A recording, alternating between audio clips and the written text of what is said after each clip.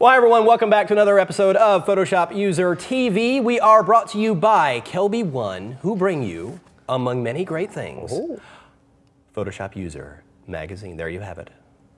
The basis of this show right there. It is a great magazine. We actually, myself, Pete, we all contribute to the magazine. We have a lot of great stuff in there among many other of the great Photoshop World instructors.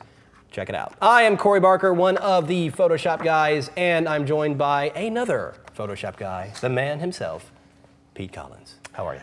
I'm doing well, Corey. Thank you so much. It's, you know, just an awesome time around here. It is. We're all in the one building together now. We had two buildings, and so it was diverse, you know. Yes, and, it's funny. It's been an adjustment. It has been an adjustment. But a good adjustment. It's been so bizarre because we've been like, just to kind of catch you up, like you said, we were in two buildings for years. It's like a good 4 or 5 years where that the company was kind of split into two different buildings, and we finally moved all into one giant building, and it's great. It's actually come out. We should do a tour.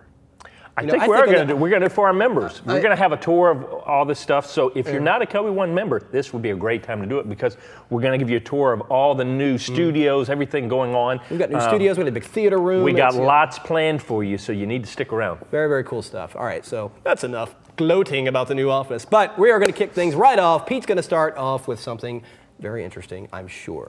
Let's see. Well, I'm going to talk to you about backgrounds, but I also have a couple quick tips for you that can end up catching you off guard. And this, once again, this week, I was playing around, and I came in, I was using my brush. I use my paint brushes all the time, and I use the keyboard shortcut whenever I want to adjust the opacity. I just hit that number. So 30 is just 3. I hit 3, and now I've got 30% opacity. And I was doing that, and I noticed this last week, for some reason, every time I'd hit the number, instead of it, like if I hit 5, it's gonna go 50%. And if I hit 7, 70%. But then I noticed it suddenly switched, and then it was now doing the flow instead of opacity. And I couldn't figure out what was going on. Now if I hit 7, boom, there's 70%. And I had to use my great friend called Mr. Google to figure out what's going on. And it's because this icon right here, the airbrush icon, got turned on. Now, if that icon's turned on, I hit 4, 40%, 3, 30%, this is enabling your brush to act like an airbrush, so it's gonna build up. So what you're doing is it's more concerned about how quickly it builds up so it adjusts the flow. I just hadn't paid attention to that. I always turn this one on to override anything that I'm doing whenever I'm using a pressure-sensitive tablet. I turn that one on to make sure that it's going to adjust my flow, but it still allows for my opacity to go up and down. So that was just a little gotcha. If you ever find that it's not working how you want, check your options bar up here, because I had inadvertently turned on my airbrush setting, and now every time I went to change the opacity, it changed the flow. I just will say real quick, even to this day, after all these years of using Photoshop, I still get stuck with those little sticky features in Photoshop. There's those little things you turn on, and they won't turn off until you actually manually go and turn them off. So yeah, I didn't even know that one. So well, and here's a couple more that I had a guy, our new blog guy, Julio. Came in, and I was talking to him about undos. And a lot of people, and this is just, a lot of y'all will know this, but some of y'all won't. And I never get it right on the first shot. Make sure you have show tooltips on your preferences and interface so that you can see all the little extra things if you don't know what's going on. But performance, you come in here, make sure to set your history states. The default is 20. I go up to usually about 50 because invariably I'll be sitting there working and I will need that 21st undo to get back to where I need to go. So if you change that to 50, it'll slow it down just a little bit, but it'll save your butt when you get to go back 50 steps back to get to where you want to go. I agree with the 50. I mean, it will go up to even more, it'll go up to 1,000. You don't want to go that far. Unless you've got a super system that can handle that load of work, it's really... But also, because every time you make a stroke, and if I'm drawing or whatever, the one little hash mark counts as a history state. So I can do 50 strokes real quickly. That's 50 strokes. And I'm stuck. So if I'm drawing, I may even bump it up a little bit more just to cover my my butt on what I'm doing. But just know that you can do that. Those are two things that will catch you out so much. How you have your preferences set up, and then what your options are up here if things aren't working out. Okay, to add to that, another thing to balance off what I was saying last week about creating backgrounds. Another couple quick things that you can do to create backgrounds. Whenever you're in a pinch, just take your original, come in here and grab your rectangular marquee tool and just make a quick little selection like that. You can bump it up on its own layer, then Command or Control T, and just grab the handles, drag it out, and hit return. You've got a wonderful colored background there that you can then do again, because every time you do it, let's just grab a different place right here. And I'm going to do Command J to bump it up on its own layer, Command T, take and drag that across, and hit return. You see how it's different than that one right there? Well, let's take it a step further. Just hit your mask, do a gradient tool, and now you can drag that across at a different angle, and you kind of get little fading of the two in there, and suddenly you got the kind of this high-tech background that you did. You can do that on any photograph. You just find certain sections of colors and you create that real quickly. This is a one that I did earlier from that same thing, but then you can even take it and flip it on its side, darken it up, use levels and stuff like that to start getting even more kind of backgrounds to it. Or you can take, once again, we go to the path blur and start dragging across and creating motion right there. And then finally, I was just going to do this. Same thing if you've got something like this that you like, but backgrounds need to be a little less distracting. If they have too much detail, they can really kind of pull your eye to the background instead of the foreground, what you want to go on there. So what if you just take something and do this similarly, grab across here, Command or Control J, Command or Control T, drag this up, drag this down, and it makes a difference where you select, because if I'd select higher, if I'd selected across here, I would have grabbed this big section of white, and it might have looked a little clunky, but you see, I can do that, and it kind of smooths it out. I can take it another step further. I can go in here and do Filter, Blur, Motion Blur, and do it vertically, and I can keep it as rough or as smooth as I want. And now I've got a nice smooth background that I could throw in the back there. And the whole thing is you're creating these backgrounds that don't really do much except for give you a stage to put something on. So now you can easily just take and throw a couple elements in front. Look, I've created this unique backdrop behind it, almost like a curtain or something like that, that I can now use in my graphic, my design, to maybe have a statement or something going on here. It's a quick, easy way to create your own backgrounds that you're going to use that nobody else has. And so that's kind of what I want to throw out. Use your imagination, use your tools to be able to do something that nobody else has out there, and just have some fun. Is it an accident that little cartoon looks a little bit like you? Is it an accident it looks like me? Yes, it is, but maybe not. It's like a young Pete. It's a young hip Pete. Very cool. All right. You are the master with backgrounds and textures. What is going on with you? Well, the whole thing is, graphic designers, when you're having to work on something, you're usually having to create a mood or a feel, and you're wanting to create something that looks different than everybody else. Because let's face it, you go into stock places and you're all using the same backgrounds and the same textures. And if you can create your own. And a lot of people just get frustrated. They're constantly searching through stock sites saying, I can't find the right one. And so it's like, well, make it. You know what you want, and you're using Photoshop. Change the color, lighten it, darken it, merge a couple together, create your own, and you've already got them. Usually you've got images that you can use, so it's free, and it also helps kickstart the creative juices too. Indeed, indeed. All right, let's take a quick break. I'm going to come right back. I've got another 3D trick, more giveaways right here. Stay with us.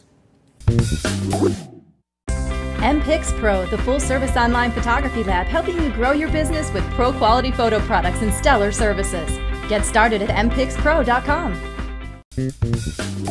All right, we're back from the break. Thank you so much for staying with us. We are Photoshop User TV, and we have on Kelby One, we have the Kelby One blog, and it's a great place that you can find out up to the minute, day-by-day things that are going on with Kelby One. You can also find new tutorials every day over there. Yep. So it's the public site. It's a free site. We go in and you can just get a good taste of what is going on in Kelby 1 with the courses, because we have samples and such like that, and just free tutorials and reviews.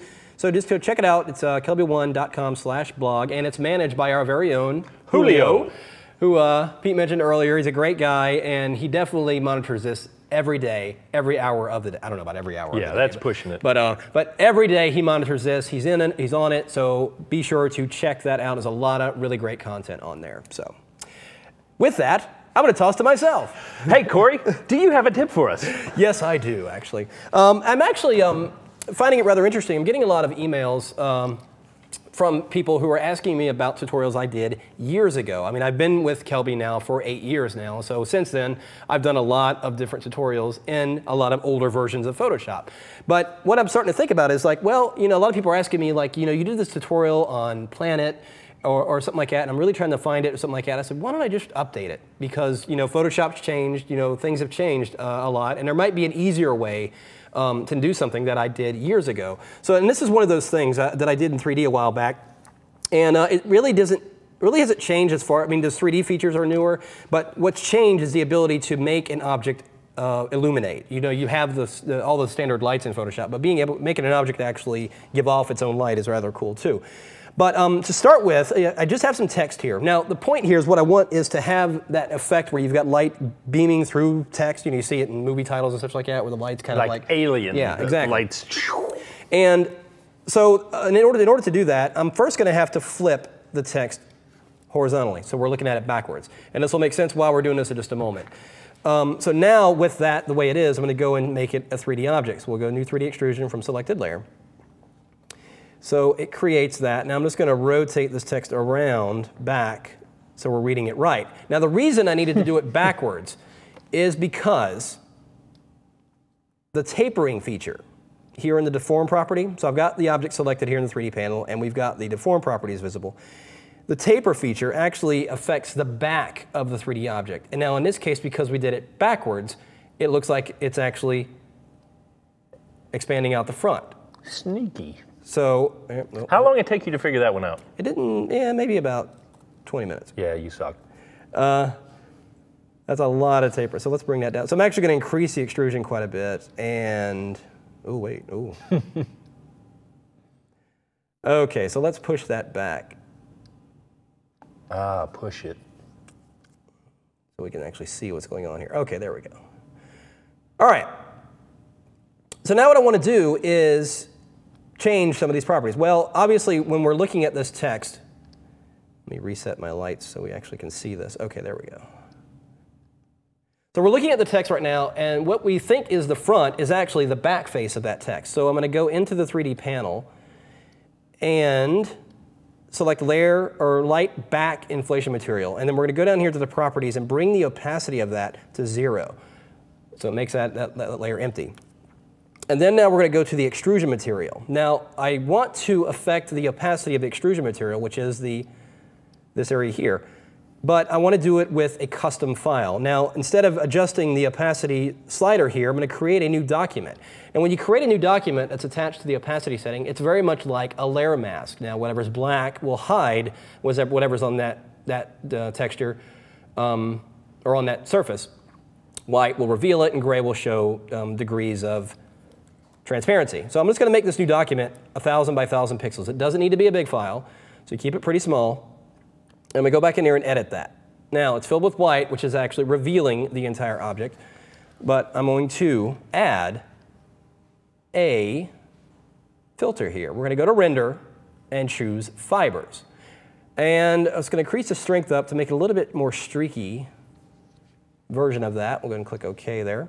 And then I'm going to go and give that a motion blur. I'm just going to give it a vertical motion blur. About 250 pixels is fine. That looks OK.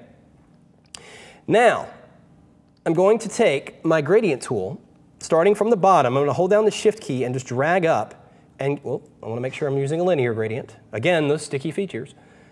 I'm holding the Shift key down and just dragging up and just giving the bottom a fade like that. Now, watch what happens when I save the document. So you can kind of see those beams are just kind of pushing out of there. Now, I am going to make this a little bit darker.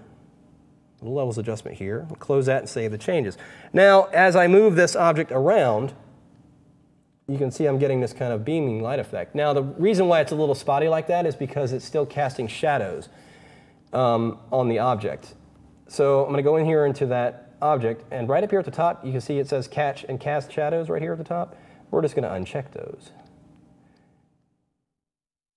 And now what I'm going to do is actually go to those two surfaces we see, which is the extrusion material. And here's that feature I was talking about that's new, illumination right here. Now the illumination is set to black, but we're going to go ahead and make it full white for both the extrusion and, well actually in this case, the front inflation, because that's what we're seeing in the back there. And we're making those both white. And now we have, as you can see, if I move this around, we've got this cool lighting effect. And it, of course, is all still adjustable. I can go and increase the depth here, and I can maneuver it to have all, if I want to change the angle, if I want it to have it kind of coming out of the right side there, reposition it just up here. So that little light of yours, you're going to let it shine? Yes. And if I do a quick render here, you'll see it's going to start to refine that gradient, because it's a little rough. It's in draft mode right now, but as it starts to do the render, it gives me a much cleaner version of that. Now, obviously, I would probably like bring those beams down a little bit, but that is pretty much how you can go about creating that light beam effect and have complete control over the angle. And it, you know, it isn't just text. You can take, you know, like if you've seen those movie posters where it's got the claw cut out and you see light kind of peering through it. Claw. Yes, yeah. The claw. Like a rip it. Yes, the claw. But anyway, so it's got those possibilities. But the cool thing is that it's in 3D, and you can do, once you have it created, you can change the angle to anything you want. Just do a render and you're good to go. So. Well, I think the main points there for folks to remember is, first of all, to flip it around backwards so that you're affecting, because of the way the taper works, you got to flip it around backwards. Mm-hmm. But then when he talked about changing the extrusion, what was it called? The tapering? No, the outside. I think of it as the extrusion sleeve. Oh yeah, basically it's the sides. It's the sides of it, but then if you can remember that it's just like doing a layer mask, and so that you need to apply that where he did the gradient and the fiber and stuff like that to get it to look like it's traveling. Those are the two main points so everybody, you should be fairly familiar with that. It's just making sure you know how to apply it in here. I'll show you one last little, trick to this. Is if you've got your text, in place, if you want to give it a little bit more of an effect, this is a 3D layer, but it's still a Photoshop layer. You can go over here and just add let's do an outer glow layer style. Maybe I wanted to give it a green glow, and we'll just kind of boost that up. Maybe do it in hard light or something like that. So you can give it a color effect without actually going in and doing a lot of changing to the 3D elements by simply adding that layer style to that 3D layer. So. Isn't that cool? Great. That's great. Yep. Yeah. I love the mental process. I can see you in your office going, dang, that taper. I want that taper. And I'll just flip it around. Yeah. And you can actually, you probably could do it front ways and then just bring the tapering in the negative. Well, you can't bring the tapering in the negative. Never mind. I thought I had a thought there, but skip it. Sorry. This is what happens daily. We sit there and go, what if you did it this way? Yes, we do a lot of what ifs, Pete and I, we're always going into each other's offices. I'm like, dude, come check this out, and some days it's like, oh, that's cool. And some days it's like that, no. Yeah, no. So we do go through trial and error. It doesn't just happen and fall in our lap, so. But where are we at? Break? No? I think, hey, we're going to talk about the Peach Pit. I feel like we hadn't had a break yet, but yes, Peach Pit ebook deal. If you go to peachpit.com/Kelby1, you'll find out what the Peach Pit ebook deal is for the week. And it is Copyright, a workflow for photographers by Christopher S. Reed. It will teach you about what you need to know about copywriting your images, and you can get it 40% off if you go to peachpit.com/Kelby1 and put in the coupon code Kelby1 to get 40% off. Very good book to have. Everybody's got their own theories about copyright and what usage and everything like that. And mostly everybody's wrong. Right, and it'll be great not just to read straight through, but to have as a reference. Right, yeah. So. Indeed. All right. Next, we have a giveaway. Yet another book this week. Here, I love this book. You love First it, of all, if you don't know who Roberto Valenzuela is, you need to check him out. He is RC's love child. I'm just saying. No, Roberto has a couple great books about practicing your craft. And this one's called Picture Perfect Practice. And it talks about don't just go out there and shoot when you need to. Go out there and practice so that when you need to, you have the skills necessary. The great thing that I found out about Roberto, he was 10 years he was a concert guitarist. So practicing for a musician just comes naturally. He talks about how we should naturally practice our craft so that we can be better skilled craftsmen. And this is just a phenomenal book. If you don't win this, buy it. I'm just saying, it's one of those that I keep on my shelf that I think is worth its weight in gold. So he's just a phenomenal guy anyway. I will call myself a designer before I will a photographer, but seeing his speech at Photoshop World, he did the wrap-up session. We have the first-time instructors kind of do a little bit and talk about themselves, and his was phenomenal. Made such an impact on me about what he's saying about practicing and everything like that. He had a great philosophy about that, and it's all in the book, so be sure to check that out. Now, how do you win this copy? Well, you go to kelby1.com/contest. Go to the menu, select Photoshop User TV, enter your name, email, and a comment, question, anything like that. As I said in the last episode, we want to help you guys out. So by all means, send us any issues or problems you're having. And I think we should add a bonus. If we actually use somebody's issue, we give them a free book. Sure, no problem. I'm gonna look into that. We'll check with our producers, but we're not promising anything yet because somebody just shot themselves from him saying that. But yeah, we'll try to. It just comes down to logistics. We'd love to help you out, but if nothing else, we're gonna get your stuff up on. We're gonna check with our producers and be sure to tune in to the next episode. We will know that for sure. So, well, that about wraps it up for us today, Corey. Indeed, all right. Thank you so much for being with us. Look, I took over for you this time. No, do it. Yes. Yes, I run it out. I'm still playing with 3D Light. Guys, thank you so much for being with us. This is Photoshop User TV, and we will hopefully see you back here next week. Until then, check out kelby1.com, check out the blog and all the good stuff there, and see you next time. All right. Take care. Bye-bye.